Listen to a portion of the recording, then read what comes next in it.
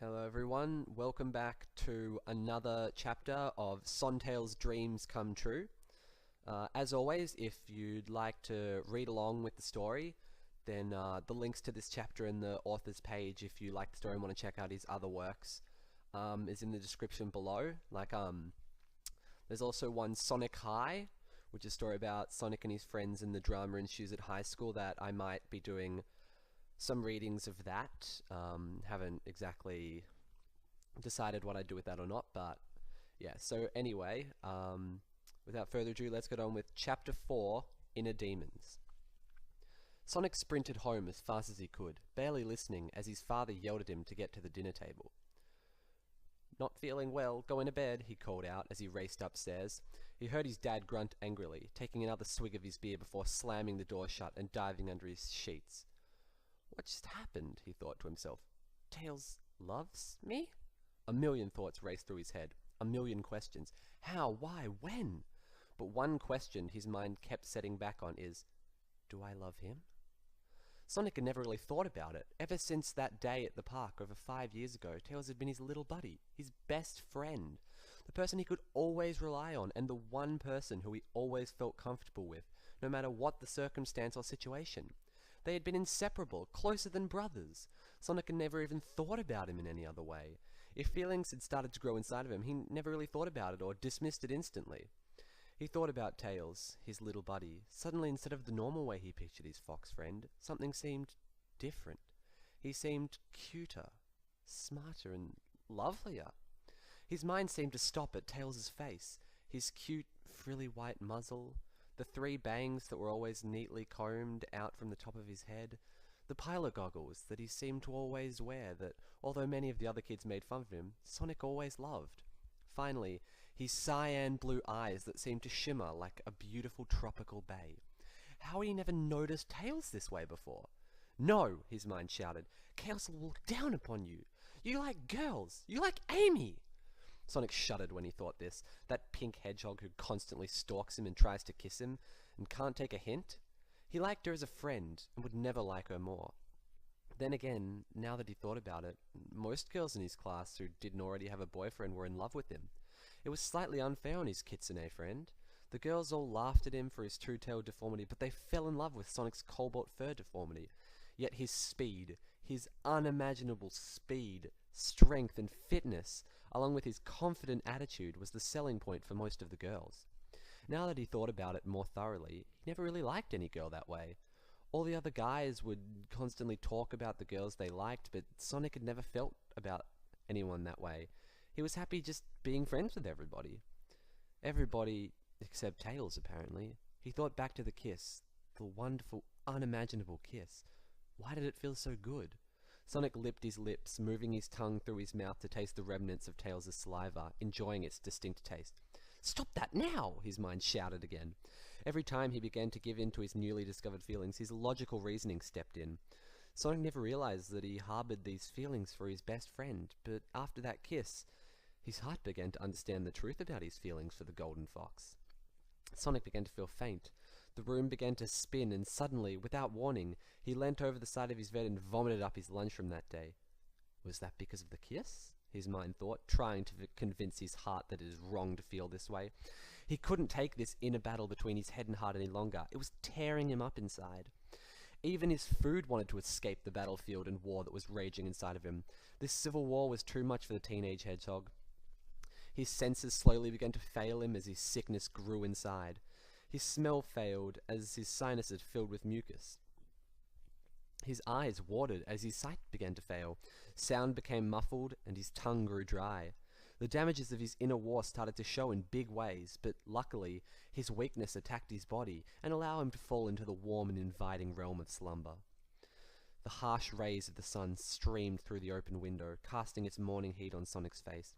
The brightness burned his retinas, and he turned over, putting a hand over his face in an attempt to block out the unwelcome light. "Time for school, darling! Get up!" his mother called from downstairs. Sonic tried to answer, but couldn't, his mouth swollen and sore. "You are not pulling a sickie on me again!" his mother retorted, knowing full well that Sonic usually tried to fake sick to avoid test days. "Fool me once, shame on you! Fool me 12 times and I get fed up! You're going to school—" she began to rant when she saw Sonic. He looked horrible. His eyes were red and many black bags were sagging underneath them. His face drained of all colour, looking a sickly white shade similar to that of a ghost. His mother rushed in and placed the back of her hand on his forehead. He was hot. Very hot. "You have quite a temperature. I guess there really is no school for you today. Sleep tight. I'll make my special soothing tea," she said softly, and then retreated out of the room, leaving the door slightly ajar so the loud noise of the locking mechanism clicking shut wouldn't hurt his head. I'm sorry, Tails," he spoke softly before drifting off into his dreams again. The day flew by as the fluffy white clouds danced in the cold winter sky of the late November days.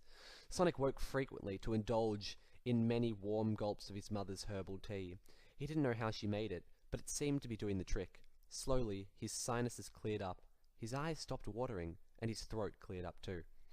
Late afternoon finally rolled around and the sun began to sink into the horizon. Sonic sat up and stumbled into the shower. He was an aquaphobic, meaning he had an irrational fear to water, and although he knew it couldn't hurt him, he couldn't swim and felt horrible submerged in the liquid, in which he can't run around and be free. He shuddered, wishing it didn't have to be that he smelt horrible and needed to cleanse his sapphire fur. The warm water ricocheted off of his spiky quills, flattening them back down against his back. He brushed a hand filled with shampoo through the quills before ruffling them back into their specific places once he got out and began drying himself off. Although he spent many minutes each morning getting ready and working on his appearance, it was important to his image to make it look like he put little to no effort into it. He looked at his watch. 7:15, it read. He quickly rushed downstairs, ate breakfast, thanked his mum for everything, and said he was going to rush over to Tails' place to get the homework from the school day. This was odd behaviour for any teenager, but especially for Sonic, but his mother was just glad that he was finally paying attention to his studies. "Back before 9, she sighed, as he raced out of the house and into the cold night. Snow flurried through the air as he sprinted down the street, passing their favourite park on the way to Tails' house. As he ran, a small demon and angel seemed to appear on each shoulder. However, in this case, the angel appeared to take the form of his friend Tails, whereas the demon took the form of his deadbeat father, Vector. "What am I doing? This is madness," he thought to himself. "You love him. Who cares what others think? Follow your heart," the angel said. "Yeah, if you want to be an outcast. Do you want all your friends and family to hate you for being gay? They'll probably throw you out of town and you'll be killed for trespassing into another community's borders," the demon retorted, smirking as he knew he was right. "Curse that stupid war," Sonic said, slowing his pace as he saw Tails' house coming up quickly. "Happiness and love are their own reward," the angel spoke. "You don't love him. You just think you do because that idiot kissed you. He is your friend and nothing more. Chaos will rain his fury down upon you if you go along with this stupid plan," the demon yelled, getting more frustrated because Sonic didn't turn around. "Enough!" Sonic yelled, swiveling his head around to see if anyone saw him yell out. He brushed away the demon who cursed Sonic's name as he dissipated into the air. "Love conquers all," he thought to himself. The snowfall began to pick up as he stood outside his best friend, his new love's house. It settled around him as he took deep breaths, deciding if he really wanted to do this. "This is something I need to do. I love him for Chaos's sake. Who cares if he's my best friend? Who cares if he is a guy? All I know is Tails doesn't care, and neither do I." Sonic bent down and picked up a small pebble, hurling it at Tails' window. Nothing. He threw another, and then flung another. Still nothing. Sonic began to get frustrated. He tried picking up the larger rock and tossed it at the window. The curtains slowly parted, and he saw the golden kitsune standing at the window looking out, rubbing his eyes. He looked like an angel in disguise, standing there, so tired and innocent. Sonic saw Tails rush away from the window and heard faint footsteps coming towards the door. His heart beat and pulse suddenly began to race. Could he really do this? I could just run away now and pretend Tails had just dreamt this. I'm fast enough that I could leave before he opened the door. His breathing escalated and turned from slow, controlled breaths to sharp, inconsistent ones. He was really going to do this. Before he could let his second thoughts ruin the moment, the door was flung open and the young fox slipped out into the street. "What are you doing here, son?" But before he could finish his question, Sonic grabbed Tails and pressed his lips tightly against Tails's.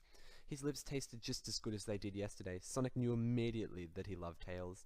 It just felt right. Sonic could feel the body of his friend shudder. He hoped it was because of the kiss, and not because of the cold winds that whipped the fur of the two friends as they embraced each other. Sonic pulled apart finally and whispered into Tails' ear. "Me too. I do love you, Tails." Sonic quickly turned and sprinted away, back to his house before Tails could say any more. He raced upstairs and dived under the covers. He couldn't help to hide the gigantic smile that crept its way onto his face. He sighed as he fell back onto the bed and pulled the covers up nice and tight, wishing they were Tails' arms. "See you tomorrow, buddy, my little prince," he whispered to himself as he closed his eyes and relinquished himself to the many wondrous dreams of Tails that flooded his mind that night. That was Chapter 4 of Dreams Come True, and as always, links in the description if you want to read along. Go give the story a review or a favorite if you liked it, and thanks for reading. I'll see you next chapter.